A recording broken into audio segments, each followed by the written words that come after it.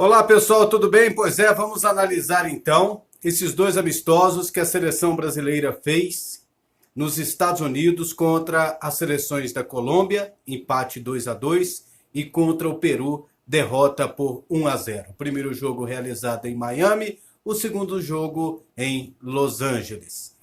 Gente, no geral eu acho, assim eu vejo que o técnico Tite acabou perdendo tempo.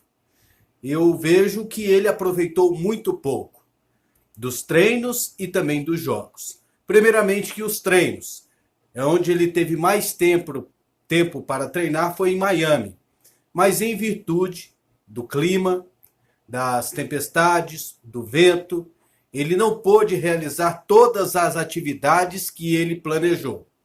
Então, isso fica prejudicado, porque às vezes um jogador pode não ter a oportunidade de entrar em uma partida, mas o treinador o observa nos jogos. E a partir do momento que ele não teve a oportunidade de observar esses jogadores nos treinos, obrigatoriamente ele deveria ter colocado para jogar.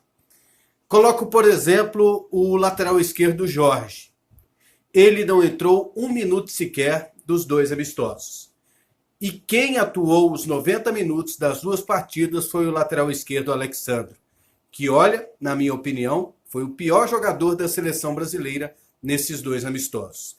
Primeiro cometeu um pênalti no primeiro jogo contra a Colômbia, ergueu o pé no peito do atacante Muriel, e no segundo jogo, no lance que originou a falta, que saiu o gol da seleção do Peru, ele foi facilmente driblado pelos jogadores peruanos. Então, ele teve uma participação direta ou indireta nesses dois resultados que eu considero negativos para a seleção brasileira. Até certo ponto, normais.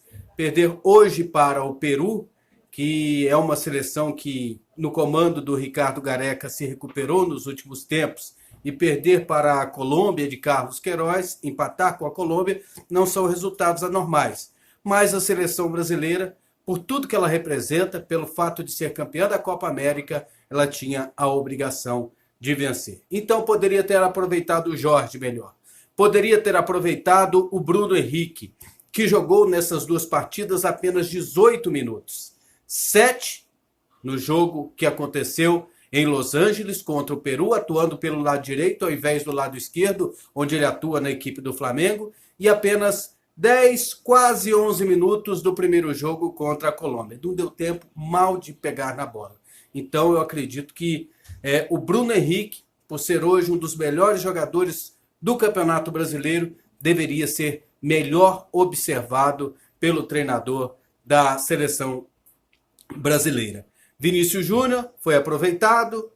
Eu acredito que o tempo que ele esteve em campo, teve mais tempo do que os outros, ele não aproveitou tão bem. Poderia ter sido melhor. Eu acho que precisa até de outras oportunidades. Se for usar essa oportunidade para outras convocações, dificilmente ele vai ser chamado de novo, mas eu acredito que vai, por jogar inclusive no Real Madrid.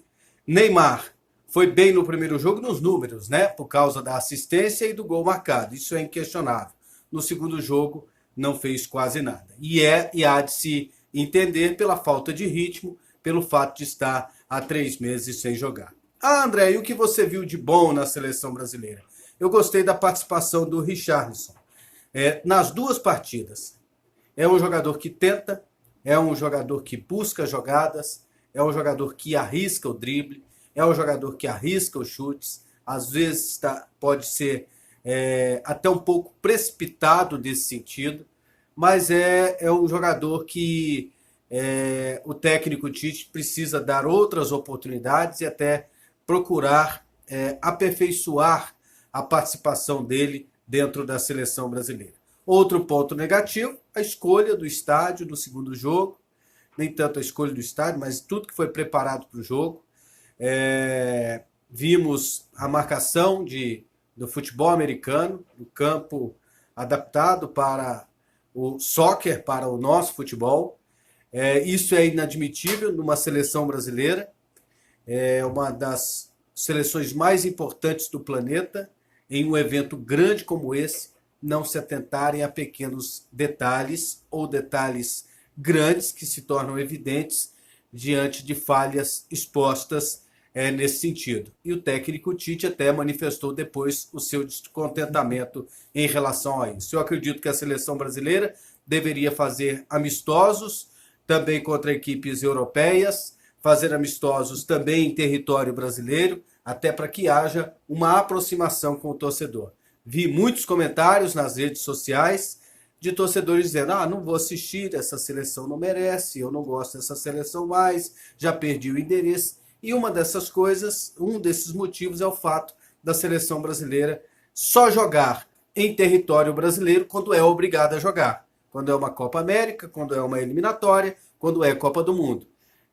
E a seleção não opta em jogar em território brasileiro em partidas amistosas. Por quê? Porque a seleção, ela, se jogar aqui em território brasileiro, ela vai ter que pagar para alguém jogar. Então ela prefere receber e ter um contrato com uma empresa que escolhe esses amistosos, segundo eles, junto com a comissão técnica, entre aspas, e aí fica excursionando pelo mundo todos os anos, realizando essas partidas amistosas e quase sempre contra as mesmas equipes que também são do hall dessas empresas que organizam esses amistosos. Quase sempre o Brasil está jogando contra a Colômbia, está jogando contra o Peru, está jogando contra Panamá, está jogando contra Honduras. Então precisava mudar isso aí, até porque a seleção ela precisa sentir adversários de outras escolas para que não tenha tantas dificuldades quando entra em uma Copa do Mundo.